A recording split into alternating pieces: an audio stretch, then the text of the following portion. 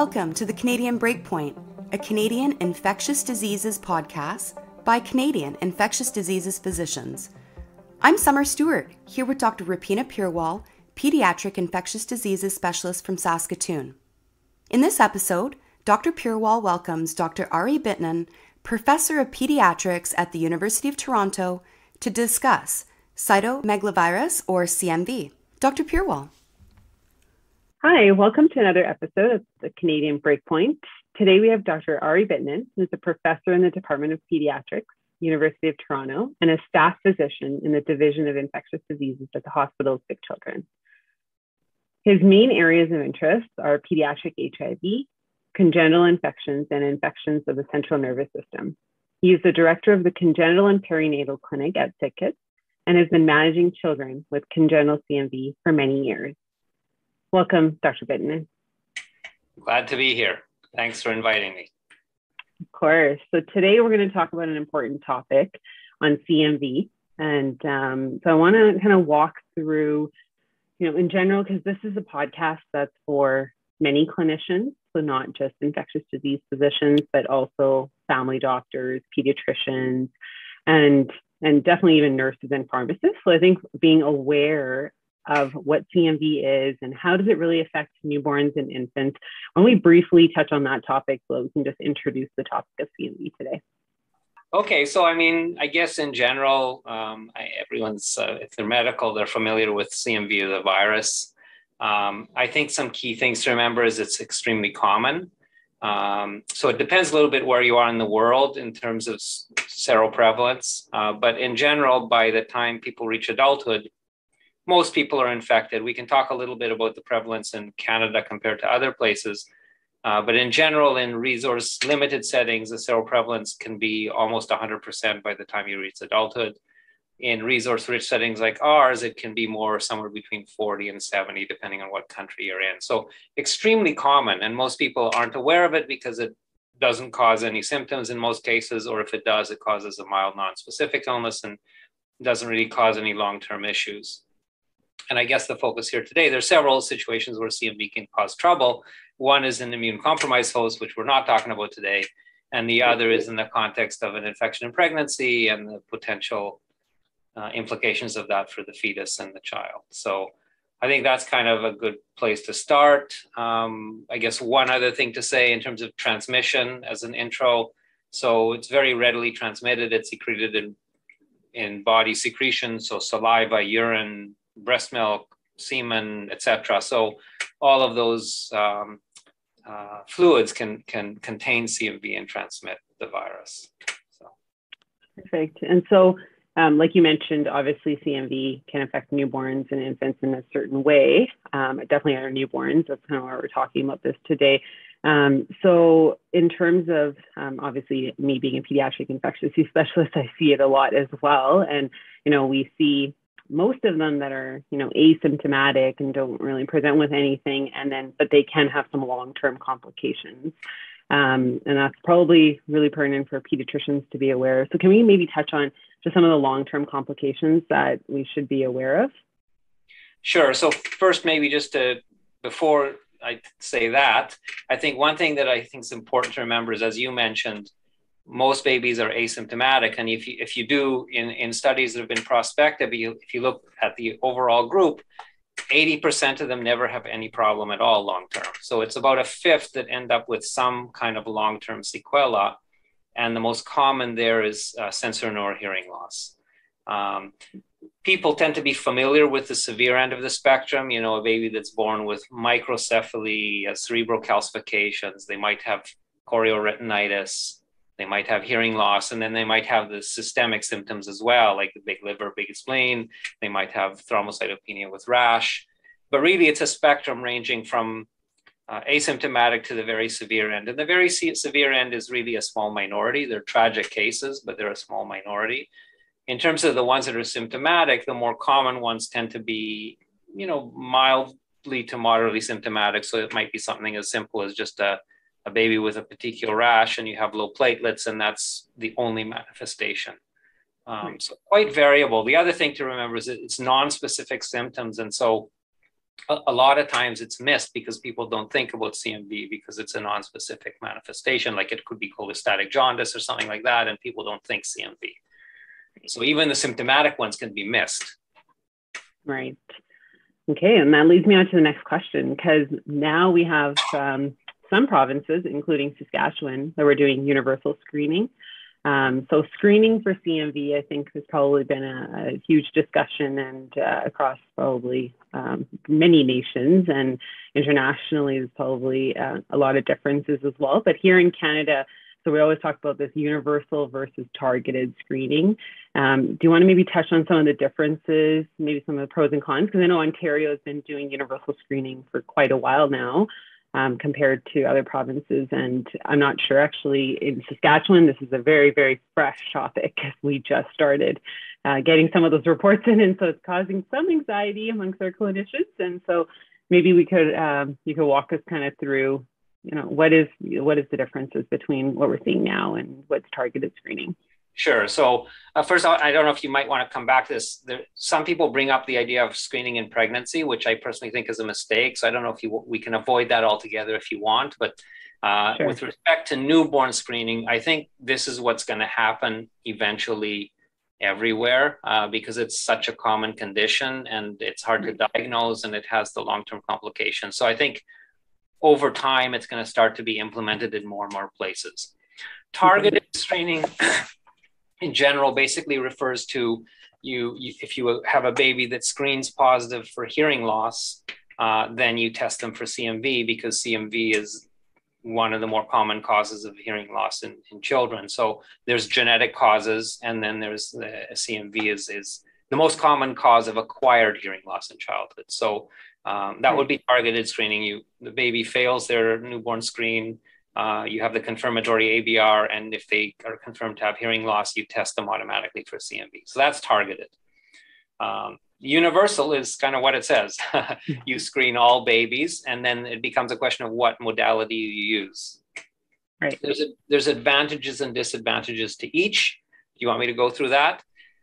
Yeah, so I think maybe just touch on a type of specimen and just, what people, I think more so for us clinicians, it's going to be important kind of walking through when we see the results, knowing what the dried blood spot is actually indicative of and how to follow up that.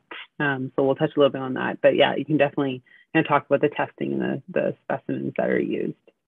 Okay, so yeah, so the options for screening, for targeted screening would be you just use the birth dried blood spot.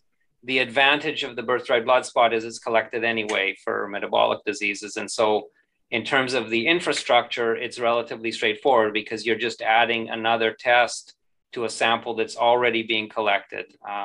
And the filter paper strategy it's been studied, and CMV can be detected in it. So that's the easiest in terms of, if you wanted to implement something now, right?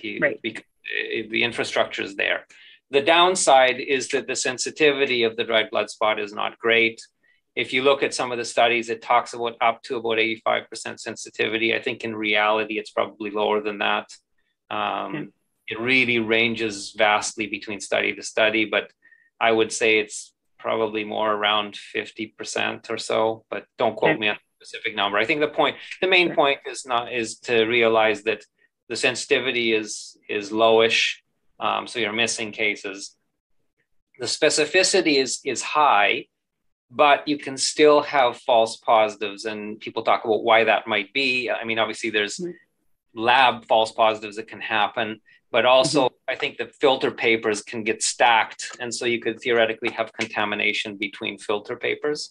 So sometimes you can have false positives. They're not common, but they do come up, and they do come up in a screening program. And then you have to kind of go back and try and figure out, was this a false positive or not? So it does happen. Right. The ideal specimen really is saliva. The reason it's ideal is it's very highly sensitive, much more sensitive than the dried blood spot. It's easy to collect once you've trained people on how to do it. And so if you were to implement that, it would be relatively straightforward to train people to do it. It's been studied already, not a huge amount, but it's been studied on filter paper where people collected on filter paper. So I think it's probably the ultimately the best way to go. That would be my preferred strategy for screening. Would be the saliva, because it's much more sensitive. The one thing with the saliva that people have to be careful of is you don't want to take that sample too close to when the baby breastfed, because you can get false positives if mom is shedding. So that's one caveat that needs to be kept in mind. And then the other obvious aspect is, if you were to go that route, you have to have the whole setup for that. So everyone has to be trained on collection. You have to have the mechanism for transporting all these samples to the lab that's going to be doing the assays, and have the assay set up. So it's more of a upfront undertaking to establish that compared to the dry blood spot. The third option is urine. And I think urine is not a good strategy for screening, because it's way too messy. You'll get too many cases where it's contaminated with stool, and it's hard to do that on a universal basis. It's a great test, and it is the test you should probably use to confirm congenital CMV, but not as a screening. So ultimately, I think saliva is the way to go, but as a starting point, I think dry blood spot is good. I think that's how I would put it. Yeah. And so lately, I guess in my last few weeks of call here, because we introduced the universal screening. So it's created a huge, almost like a lot of questions have come out, because they'll see this new result on this dried blood spot. And I'll kind of walk through what we're doing here in Saskatchewan. But I think in general, you guys have in Ontario been doing it much longer. And so I guess, what are the kind of next steps? Like we talked about urine being the confirmatory, and we know, and most people know with congenital CMV, that urine sample in the first 21 days is a confirmatory sample. So is that kind of what you guys are doing when you're seeing these results, and kind of what's the steps that clinicians should be aware of? Yeah, so if we get a positive report, so I don't know if we can talk about the infrastructure and the personnel if you want, or do you just want to touch on the test right now? Yeah, I think in general, probably the test, because that would be kind of what like other physicians would be ordering or seeing. Yeah, so I think automatically you need to confirm it. I think as a first step, you do the urine to confirm the infection. And, surprisingly, you will find sometimes that the dry blood spot dinged positive and the urine is negative, and that causes a little bit of consternation and confusion, but it does happen. If it's positive, it's easy. You've confirmed the diagnosis, and then you go on to do the workup that you kind of have decided upon. That should be protocolized, and that's straightforward. If the urine is negative, we've kind of gone back to the dry blood spot and repeated the testing, and also repeated the urine, and sometimes we've sent serology. Sometimes it's helpful to do that, because then you can. So, for example, if you had a dry blood spot that dinged positive, and then your urine is negative, you repeat the urine again, and it's again and negative again, and CMV serology is negative, then you sort of say, oh, this is a false positive for sure, right? You might have some other scenarios where it ends up being equivocal, right? Where your serology is reactive. I mean, that could be maternal antibody, that can get complicated. But if the urine is negative, it sort of argues against it being a real infection. Yeah, no, that's fair. Yeah, we had one of those actually, and so something I didn't, I think, realize was that if there's premature infants that you're dealing with, they would actually have two newborn screens. Yes. And so that caused a little bit of anxiety last week, because we had a case where, we had to repeat, or we didn't have the newborn screen implemented, the universal CMV screen when the baby was first born. And then 3 weeks later, when it was redone, or closer to, so probably 6 weeks later when it was done, now we have the universal screen on the CMV screen on the newborn screen.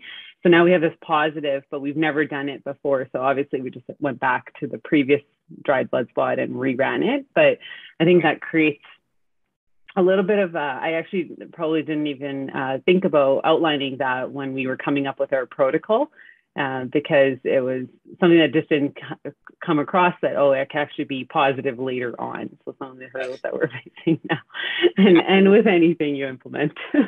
Yeah, I think they usually do that second sample at 3 weeks. If it's done at 3 weeks and it's positive, still, I mean, it's right on the border, obviously, but it's probably congenital, right? Yeah, exactly. Weeks, it becomes much more messy.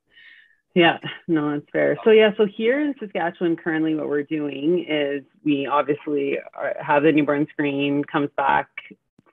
Some of the times, if they're in the NICU, they'll still be in hospital, obviously. And then if some of them get discharged, that's usually the harder part, because now you have to locate the family and let them know about the newborn screen, because comes back a few days later after they've already been discharged from the hospital.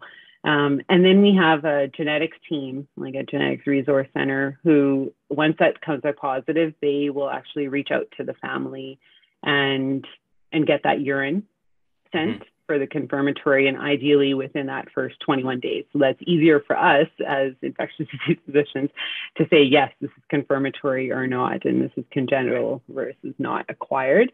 And then after that, the steps start with risk stratification. And so after if the CMV urine comes back positive, then audiology is a huge component of that, like we just talked about, because I think as clinicians, that makes a huge difference for us, especially in these isolated sentinel nodal hearing loss and cases where, you're a little bit conflicted in terms of, I think the data is a bit conflicted as to what to do in those cases.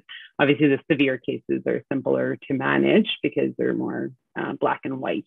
And then we get involved from infectious diseases, and we kind of go through the process of risk stratifying as mild, moderate, severe, or asymptomatic sentinel nodal hearing loss or not, and then come up with our management plan, and then the long-term follow-up. So I would assume kind of a similar process maybe in Ontario, or is it? So the way it works, different? I mean, Ontario obviously is a much larger population and but definitely.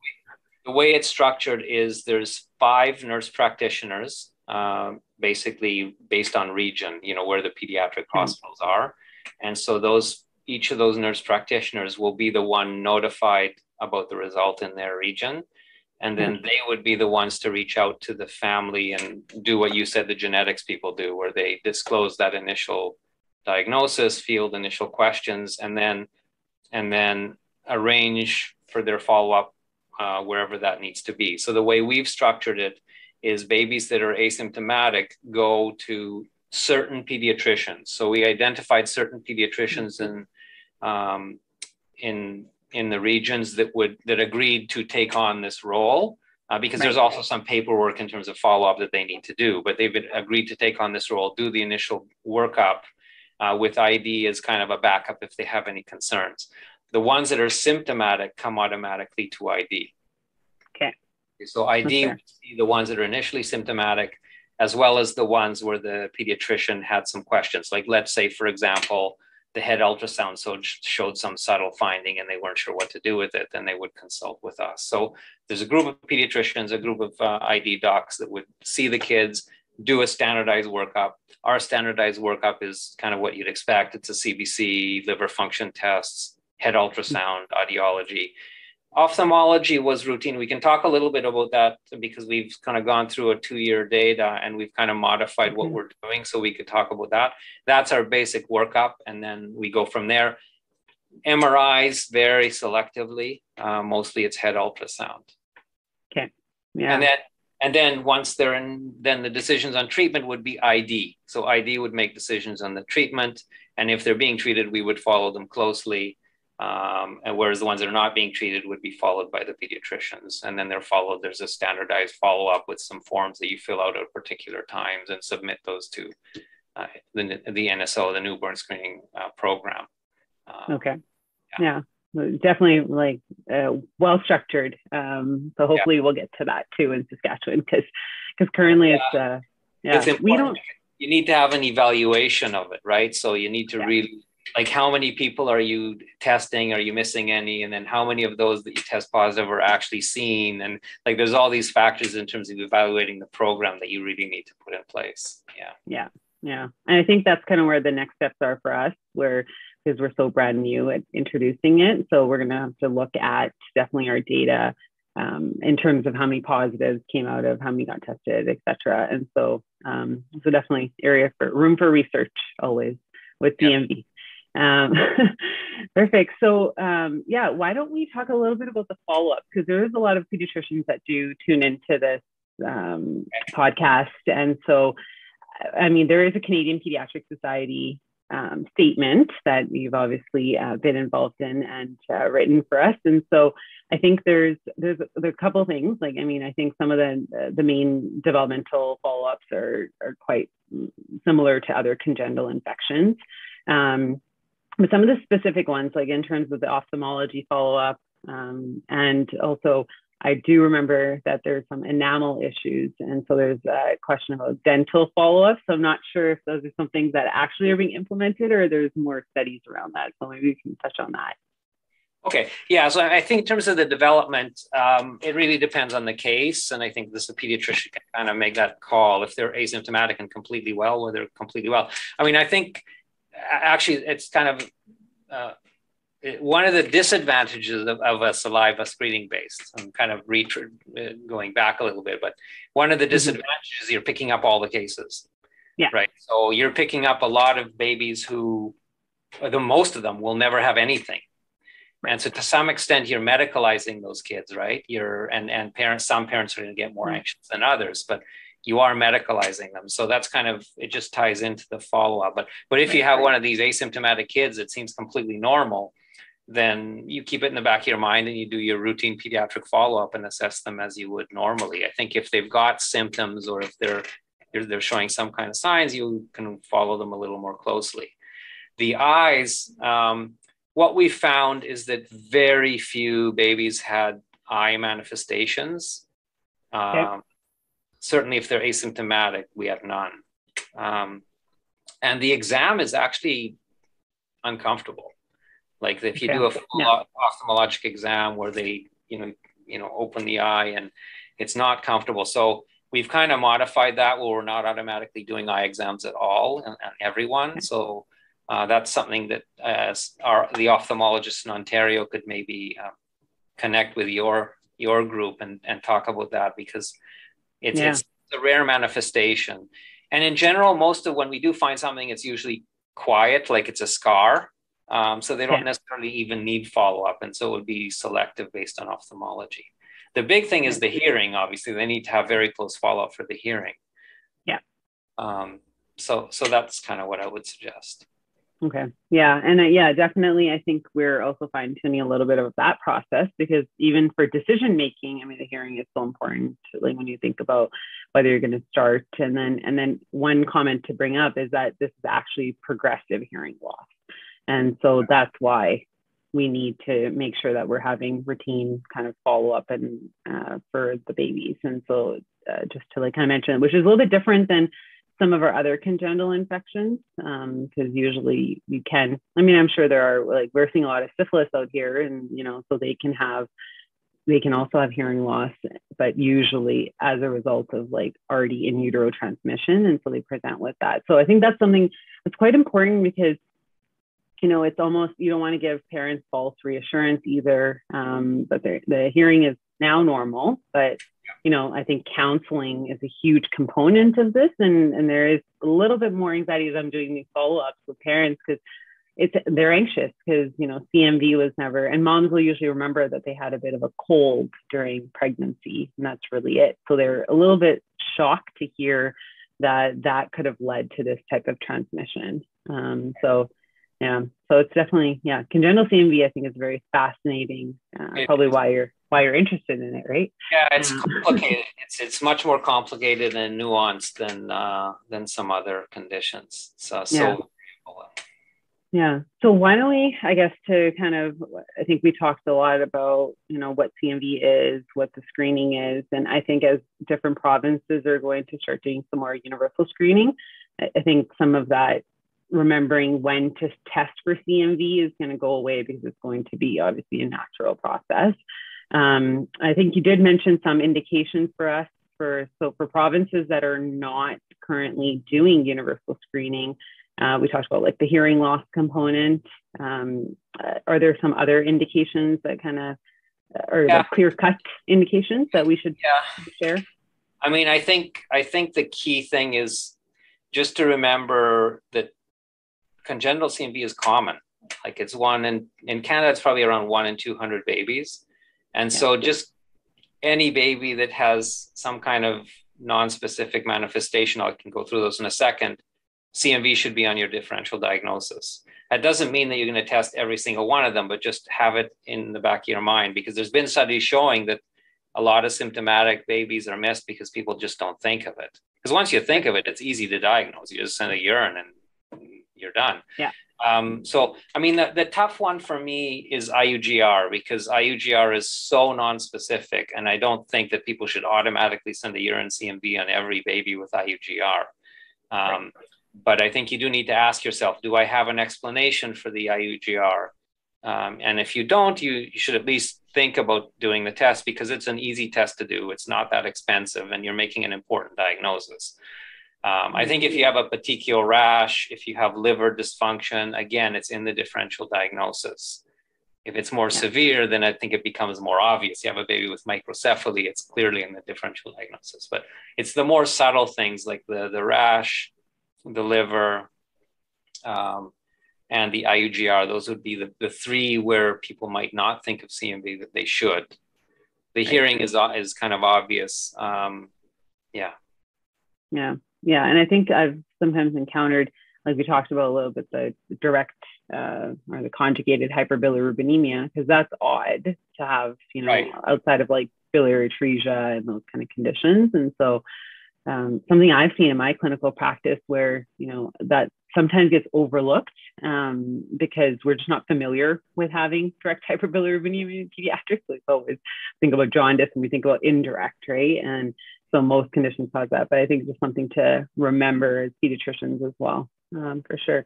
Right. So I think such good information for us, because I think it's important. Like CMV is always changing. Like I remember as a fellow and, even as a resident, things were really different, and we didn't, there wasn't ever like clear-cut guidelines. Even with the CPS statement coming out, I think that was a huge help, because now we have, an outline of something that people can look to. Guidelines are always helpful in that way. Yeah. And so why don't we touch on some newer trials? Because I don't know how familiar or how much you want to talk about those, but what's new, like in the CMV world? Like, what are we looking at in the next few years here? Is there a lot of changes? Well, if you want to be optimistic, I think there's been two published vaccine studies that were not very efficacious. Like they provided some degree of protection, but really nothing that would lead to a vaccine being licensed. There are lots of vaccine possibilities moving forward, including mRNA ones. And so I think that's probably the biggest thing that might come about. It's going to take time. It's not going to be like COVID, where they develop a vaccine urgently in a year. It's going to take time to do. But I mean, if you could develop a vaccine, a preventive vaccine, that would obviously be amazing. Biggest challenge there, we know, and this is another fact that people don't understand, is that most congenital CMV is a consequence of non-primary CMV infection in pregnancy. So most people think, if I'm seropositive, I don't need to worry. My baby won't have congenital CMV, and it's not correct, because there's good data that infection with second strains or can cause congenital CMV, and maybe in some cases reactivation of latent virus, but probably more often it's infection with different strains. And so if natural infection doesn't protect you from subsequent infection with new strains, it just tells you that a vaccine isn't going to be easy.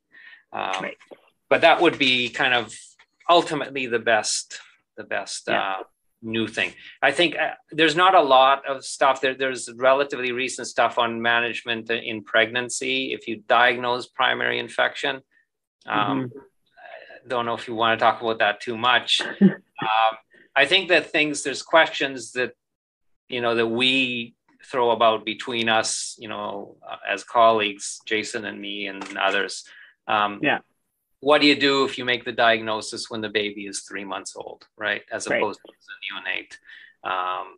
And what do you do? Is 6 months really the right duration? Like that was, the 6 months was made up, right? They just decided 6 months for no. And I've done this for a long time. So I've had kids that have had normal hearing. They've gotten their 6 months, they've been normal. And then at 3, they've got hearing loss. So even the 6 month doesn't prevent you from losing the hearing later. Granted, it gets you through that critical phase where you're developing speech and all that. So it's not that it's not of benefit, but it doesn't prevent subsequent hearing loss necessarily. So is 6 months the right duration? Should we go 12 months? So I think those are the two, for me, the big ID related questions that need to be answered. And I'm not sure how quickly they will be answered. There is also the question of isolated hearing loss. I've never understood this dilemma. Basically, people have decided that there's not evidence for treating isolated hearing loss. And and there's different opinions on this, I granted. Of course. But I've never understood that. And the reason I've never understood that is the main benefit that we've shown with medical therapy is that you prevent further hearing loss. So if you have a child who's got, let's say, moderate hearing loss on one side and normal hearing on the other side, and they have no other manifestations, why would you not treat them? Like, so I generally treat those kids, but not everyone does. Not everyone does. At the very least, I think it's one of those things that you need to discuss with the family. Exactly. Well, I don't think there's a ton that I'm aware of beyond that, but those are my big questions. Okay. Yeah. And I think there were a few kind of recently like waiting publications. So obviously there's like some trials on ClinicalGov that I've seen come through in terms of how long, like when to start, like when is it, that 3 month is, if you miss that month window, do we now go ahead and treat? And I guess it's still, again, risk versus benefit, because all of this, these numbers and these like 21 days, even, it's a very quick turnaround time, right? So to diagnose this. So, and I always kind of question that clinically too, like what's the difference between 21 and 28, like why would I not treat them 28 and 50, right? Like why, like, they still have a key part of their development that we have to get through. And so if they do progressively develop hearing loss and we didn't act on it now, that's a little bit unsettling, I think, as an infectious disease physician, because it's one of those things that it's not as clear, and you have to think with your level of experience, you probably feel like you can make the decision a bit better at times because you've seen, the long-term outcomes of it. So, I mean, the way I approach the ones that are over, once they get to 6 months, it's too late. But if they're kind of in that in between 1 and let's say 4 pushing at 5, but let's say 1 to 4 months, if they come to your attention at that point, and they've got some manifestation, so they probably have some hearing loss with or without something else, I have a discussion with the parents about the pros and cons, and I explain that we don't have great data for this. There's only some case series in terms of starting treatment, but I've treated some of those kids. And actually, when you start it later, my experience has been is you run into less problems with toxicity than if you start them as neonates. So, in terms of tolerability, it's usually better. So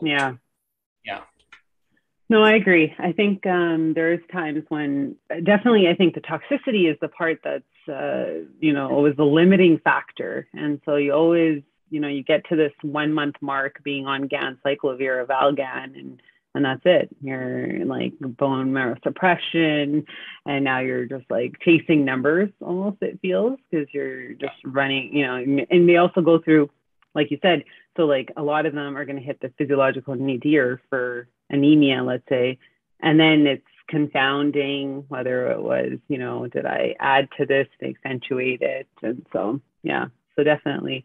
But so I think that was pretty much what I wanted to discuss today in terms of CMV, and whether it's, I feel like you're going to be, I may reach out to you again to have kind of follow-up questions that will come around, especially as we're implementing this universal screening. I think, having guidance from other provinces is is important because people have done it a little bit longer than us. We're going to run into some hurdles here. And so just having an overview, I think for us was important. And I think a lot of other provinces and other clinicians will definitely benefit from listening to this talk. So I really appreciate it, Dr. Bitnun, for taking the time to come on the podcast. And the Canadian Breakpoint is definitely a new initiative, to bring out ID topics, bring out general pediatric topics as well that are related to ID for microbiologists. So we discuss a lot of different things, and now we're on Spotify as well, so it's a little bit easier to listen to. So thank you again. And, okay, can I say one more thing? Yeah, of course. So the other part of this that has really been I'll generalize the healthcare profession in general, we've done a terrible job on prevention. Like the number of times you see a mom coming in with a baby with congenital CMV and nobody told them anything about simple things to reduce risk. Simple hygiene things like hand washing. Don't pick up the toddler's pacifier that fell on the sidewalk and stick it in your mouth before giving it back to the toddler. Washing your hands after you change the diaper when you have a toddler and now you have a baby. Those kind of very simple things. And there's actually randomized trials showing that doing those basic things reduces the risk. So, I think that's something that we could improve on as in general. That would be one other thing. Yeah. No, and that's actually a very, very important topic. I mean, whenever we're talking about congenital infections, I think the first step to all of this is prevention, right? Because these can be prevented. And so a lot of them, like we can implement these types of clinical, practices or day-to-day practices, in parents' lives to like make sure that they're even awareness, I think, is crucial, right? Because with CMV, it's just a virus, and that's what it sounds like to everybody. But actually, I don't think that until you start seeing more and more of it and the long-term kind of outcomes in newborns, I think parents also aren't just aware of it, right? And so I think, these are maybe with discussions we should have with our maternity, like obs and gynae and family colleagues and family doctors, to counsel early on. Like, this is really important, just like how we counsel for toxoplasmosis, like, don't have, not going close to cat litter and changing that out, and, but really implementing just day-to-day practices, because this is preventable for sure. Yeah. And that also leads on to actually, even afterwards, parents are asking, even if they're, if there is viral shedding, how long are we shedding for in the baby? Some of these infants that we're managing that don't get started on treatment, they go into group homes and group care. And so there's probably another discussion for another time, but you get the questions from, the mom will say, well, I have a friend who's pregnant and can we go over and visit and all these kind of things. And I try and reassure them, but it's because the really transmission, if you adhere to simple hand hygiene, it's really all you need. Yeah. No, that's great. Awesome. Any other kind of last words on CMV that you want us to know? Oh, there's tons, but that's a start. Happy to do this again. And I think you reach out if you want, reach out to the program. I'm sure they'd be happy to share the various forms and protocols and all that. If that's helpful, maybe you have your own, but if not. Very helpful. Yeah. And I think for other provinces too, right? Like when they are going through this process, knowing that Ontario's done this for a long time, a much longer time than any of us have, and also with universal screening, and now Saskatchewan being on board. So I think other provinces, as they implement these protocols, I think it's really important. And one day having more of a standardized approach, in certain settings. And obviously it's a little bit different when you have different populations and provinces are, managed differently, because provincial healthcare has a lot of networks within it. So obviously, maybe everything couldn't be standardized, but I think overall, like universal screening, it's either it's good to have those discussions with other provinces. Are we going to be doing this or not? In terms of follow-ups, because also I was thinking the other day, you could have a child that's born here to get to the universal screen, but then parents move, in the interim, and then it becomes a little bit of a challenge to interpret that and what are the next steps, right? And so I think it's something to understand that it's coming out there now, and maybe other provinces will be tagging along with universal screening. Awesome. Okay, awesome. Thanks, Dr. Bitnun. Thank you, Dr. Purewal and Dr. Bitnun. Have a topic suggestion? Email us at thecanadianbreakpoint@gmail.com, and be sure to follow us on Twitter at @CABreakpoint. You can also find us now on LinkedIn. See you again soon at the Canadian Breakpoint.